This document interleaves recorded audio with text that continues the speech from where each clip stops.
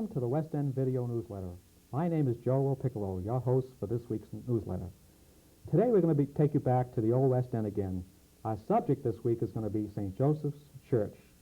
St. Joseph's Church and School played a great role in shaping the lives of many former West Enders, and it's still standing there today. The church is one of the only remaining structures in the West End that still has its original use. Our guest today is Reverend Gerald Bucke. Father Bucke, welcome to the show today. Could you, how long have you been pastor of St. Joseph's Church? First of all, before I answer that question, Joe, I want to thank you for this opportunity to come on the show because of what it will be able to do to touch up the memories and relight the remembrances of so many people of the West End. I've been there now the longest living pastor for St. Joseph's, almost 22 and a half years, and that's the longest of any pastor in the history of the church since 1862, when it was first established as a Catholic church. Mm-hmm.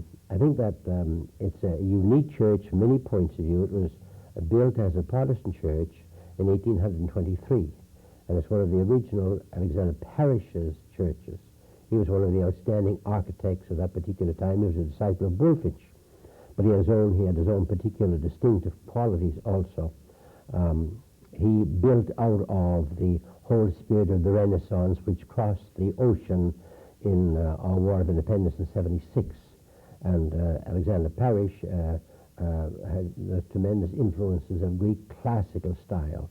And if you were to look at our church, St. Joseph, from a distance and take the crucifix off the top, or the cross off the top of the church, you'd think you were looking at a temple on a Greek hillside.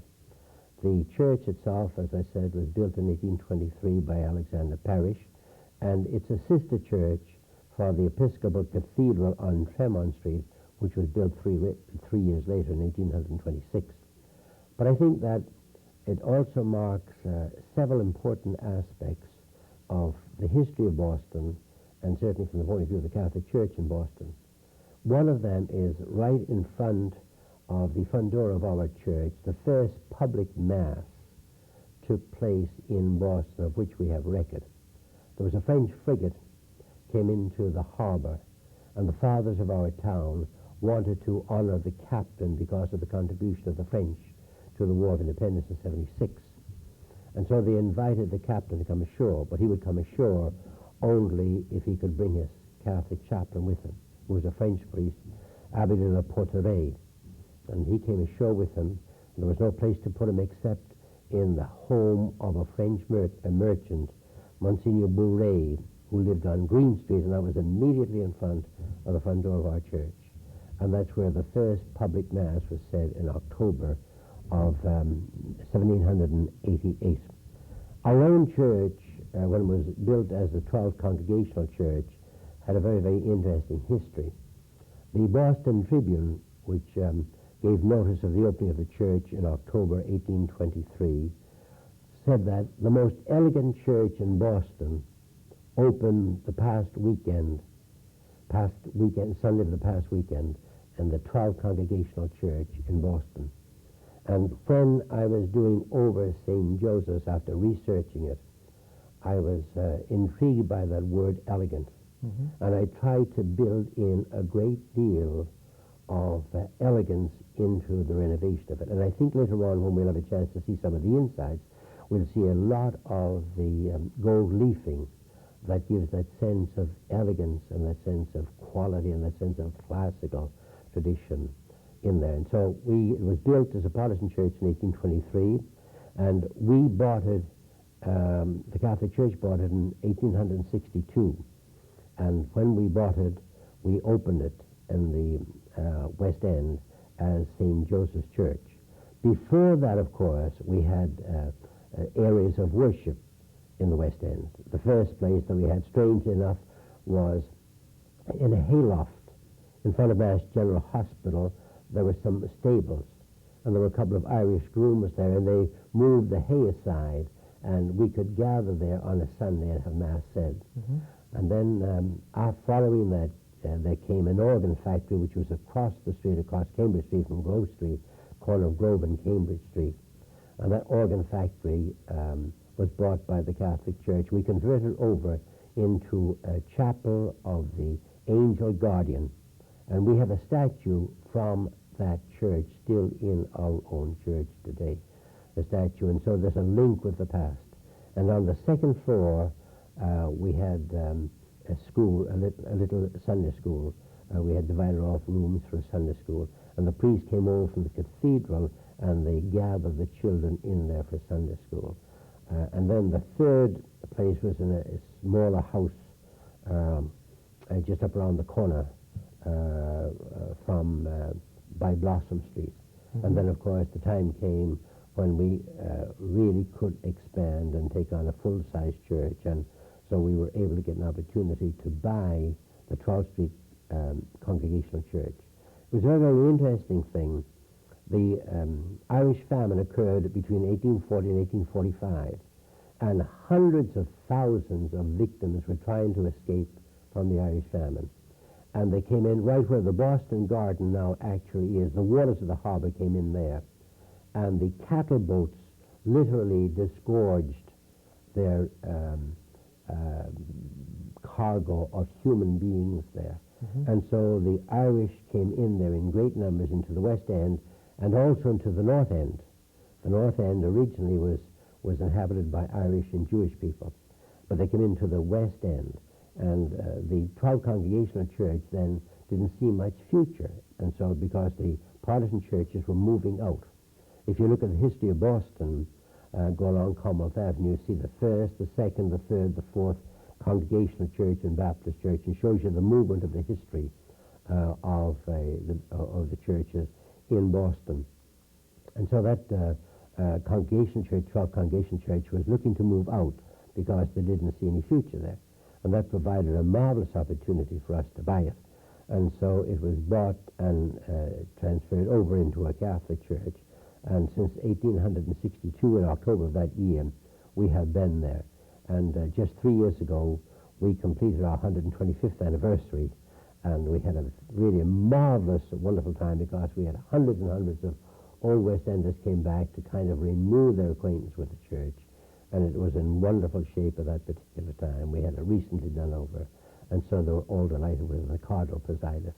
So that's just a little bit of the history of St. Joseph's. I think it's important also to say that, of course, attached then to the church itself came the rectory. Mm-hmm. And then, of course, as the Catholic Church began to develop there, they saw the great need for a school. And our first school opened up in 1916. And we had one school, and then we had a second school. The old New England Floating Hospital became available when it was transferred downtown. Became available, and so we bought that, and we converted that over into a school. And so we had a boys' school, and we had a girls' school there in the West. And I think, of course, that you yourself are well acquainted with them because sure, it was only in our time, in 1958, that the schools were finally closed there. Mm-hmm. But in addition to that, the St. Joseph's was a tremendously vital parish there.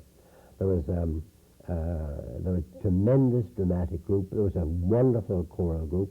They had their drum and bugle corps there, and then they always had their different leagues for baseball and basketball, bowling teams and so.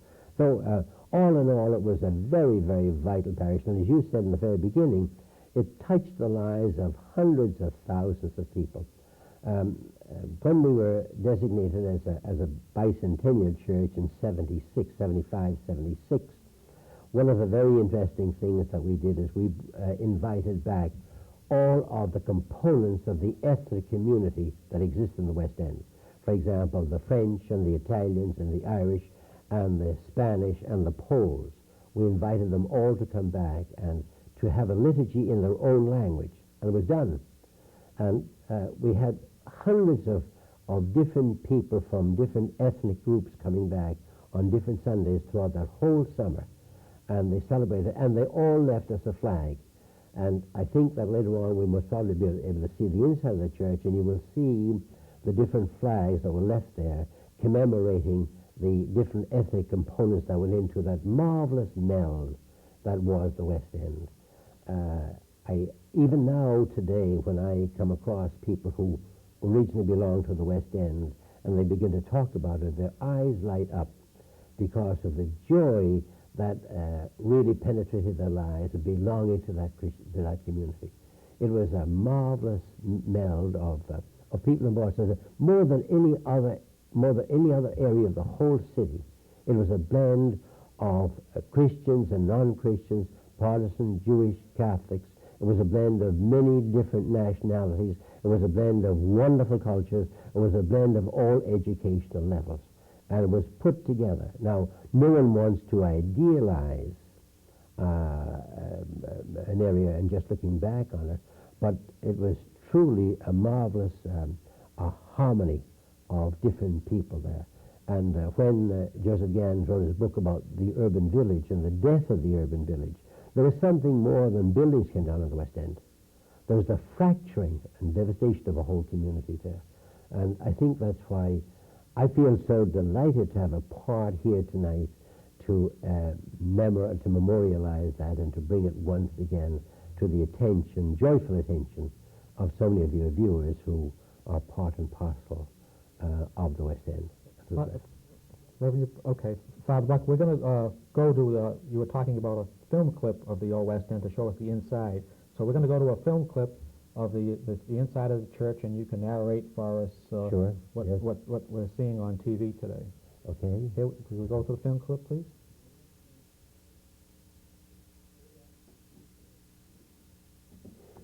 The church there, as we see it now, it stands up wonderfully for a 167-year-old church, built in 1823, as I said, and purchased by us in 1862. And it's really in marvelous condition. And as you said, Joe, it's the one building that has still the same use as it had originally when first built and opened in October of 1823.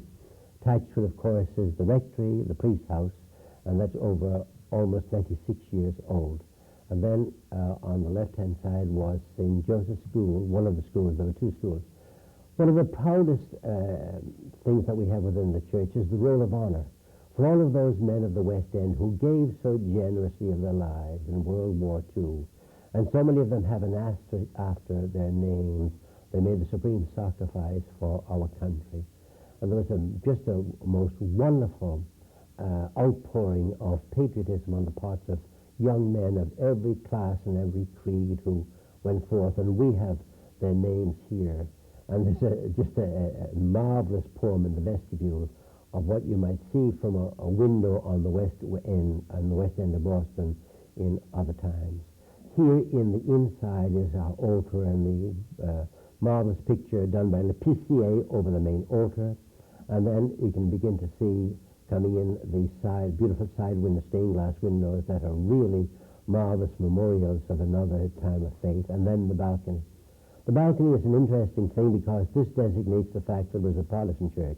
And we can see some of the flags now that I mentioned earlier on that were left by groups of the West End who came and who celebrated their liturgies in their own language. And there was a flag given by the KFC and a flag given by people from Ireland, from Italy, from the Italian government, and from the Polish government, and all of them were given to us at different times. These are all new pews, of course, in the church, because the old pews had seen their day, and this was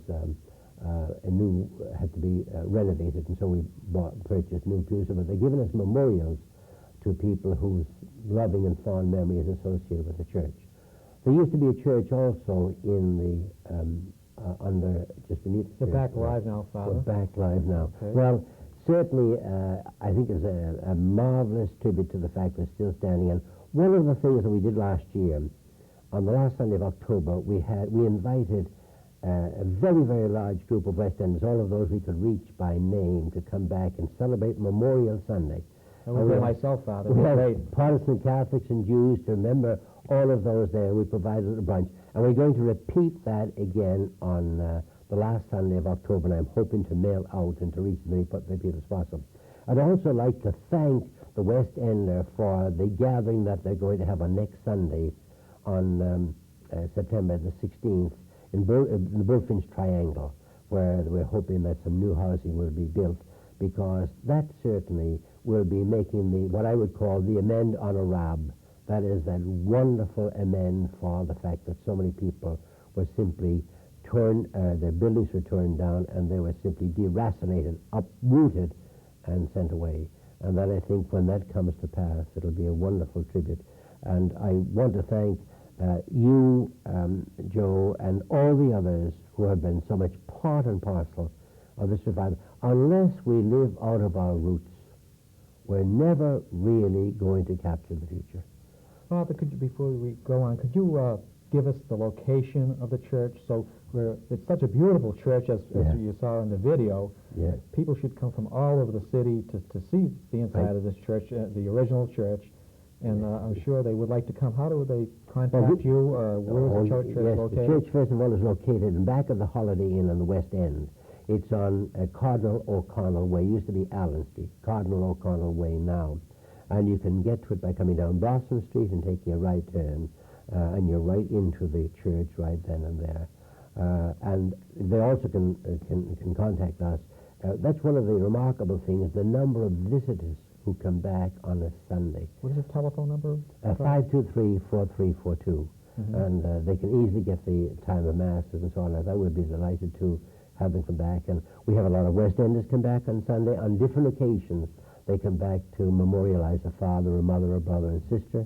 We also get other visitors from across the country who come in, and they are really astonished to find such beauty in the heart of the city, because we're surrounded by a little enclave of trees and beautiful shrubs and so on, and it's like a little oasis of peace and tranquility and reconciliation that you find in the heart of the city. And that's the way I like to think about it, because the trees and the shrubs and the flowers and so on like that, they're the symbol of the hearts of those who built the West End, who made it that remarkable place that it was, that harmony of so many different elements and so many different components, and who made it so memorable. The church played such a great role in the community.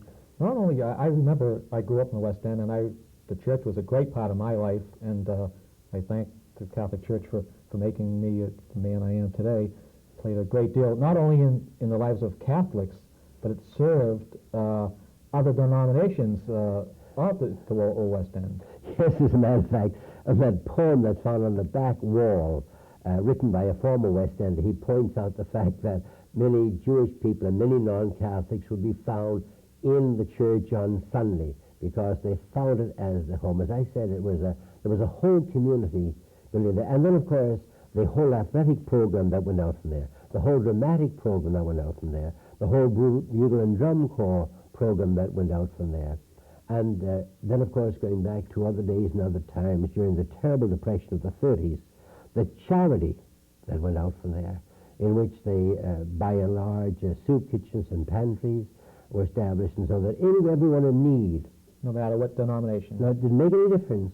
You handed out and gave to them as best you could. You shared as best you could. And I think that that's the unique quality about it, that people didn't really see any difference. They said, how can we help? And I think that I find today the same thing in terms of people dropping into the church, making a visit. They're going either to the hospitals or from away from the hospitals, and they're either petitioning so that they will hear good news at the hospital, or thanking God that they have received good news at the hospital. And so when you drop into our church on a daily basis, you'll always find someone in there praying. And I think that that's part of the tradition of the Old West End, that people saw a center of strength and a source of inspiration for them and for their lives in the West End. And that's why I'm so grateful that every effort is made to keep alive what it stood for, because those are the values. If we don't have those values today, we'll really have nothing. Because if we're not going to be built in as a community today, there's no way in which we're really going to survive. And certainly as we see the city torn apart in so many other levels, it's still a wonderful blessing that the West End is still such a very, very tranquil place, and a very, very orderly place, and a place in which there's a great deal of harmony. Today, a great deal of your parishioners come from the surrounding government center area. Yes, they play a do. real great role in that. don't Right. you? We've done a tremendous amount with them. We have a special mass every day at 12:10, and during the Lenten season, the Advent season, we have an also mass at 5:15. And the government centres flock there. The people who work in government centres flock there. They find it a source of strength and inspiration for them to get through their daily existence. And we, of course, now have been able to heal the people who come into the high rise and the people who still remain on the hill. And they now have been bonded together. And I think that after a whole period of 22 years, I've been there now 22 and a half years, in that particular time, it's been a long, long haul, but it's been a question of bonding together and harmonizing together and bring people together in that wonderful sense of a living organism. And Father, you deserve a great deal of credit for keeping the church alive. Although the community is gone, except for the people of Beacon Hill and a small amount of people you have from the Charles Park area that come to the church. Yes. You've done a marvelous job in keeping the church alive and well. And I know you get a great deal of West Enders that come back to the church too, and they rave about what a marvelous job you're doing to keep it going. Well, I think, as I said, the inspiration is from them, because you have to keep, that has value, that is irrepressible, should never be lost. And you have to keep that going, because you must have openness there, you must have hospitality there, you must have love for other human beings there. There's still the great tradition of reaching out and helping the needy must go on there. And we do the same thing today, and our people rally around us, and they help us in every possible fashion. And I notice, although the West End has gone 30 years, you still have the old West Enders come back for weddings there. They have held their weddings there, and funerals, and other occasions. Yes, and as a matter of fact, I was talking with a group of priests the other day, and they said, who survives there? And I said, not only do people who are getting married survive and come back, but people who have died, they want to be buried from St. Joseph's, because they feel it's almost a guarantee that they will get into heaven. Because it was such a marvelous it was such a church. wonderful place. Right. It was immense. And you mentioned the 125th anniversary, and I attended that also myself, and what a marvelous time. People, I remember from years ago, fill the church. Even the balcony was filled, and that hasn't been done in a long time. And, people flew in from California. People came in from Florida. People came in from different states. And it was extraordinary. We didn't expect that turnout at all. And I was so delighted, because I think we hadn't had a reunion for a long, long time, and we waited then until the 125th. And I thought it would be an opportunity to touch the hearts and the memories of so many people, and it actually turned out to do so. And they flowed in from all over. It was astonishing to hear when the Cardinal asked, where are you from? People talking about they were now coming back from Cardinal, and people coming back from Florida. And then we said, how many from the West End? And all the hands that shot up. Another great thing about the reunion were the nuns that taught in the school years ago. They even come back, and some of the priests that were active in the church. Yeah. We had a wonderful time of searching out names of the nuns there and the priests who had served in the church there. And so many people remember them with such wonderful, fond memories. And when we sent out an appeal for help to provide names for us and to provide addresses, they had kept in touch with them, and they flowed in great numbers, and we were able to reach out to them. And when we provided the opportunity, they came back in wonderful numbers. And at the banquet that happened afterwards, it was like an old home week, as people clustered around nuns and clustered around priests that had been there and rekindled their memories. I think it was just one of those marvelous occasions. I was so delighted that in my priesthood that I had the opportunity to be able to be the pastor at that particular time there in St. Joseph. Okay. Oh, that's great. That's been great. Father, we're coming to the end of the show, and you provided such a great insight and a great history of the church, the Catholic Church in all, and St. Joseph's Church. And it's been a marvelous experience having you here today, and we thank you for coming. And we hope that you keep on going and keep the church alive and well as it always has been. Well, if the Lord gives me strength, I intend to, because I would like to go the whole distance of my priestly life there. It's been a great blessing to my life, and I'm so delighted. Thank you for being here, Father, and see you at the next West End Video News Live. Photograph, covered now.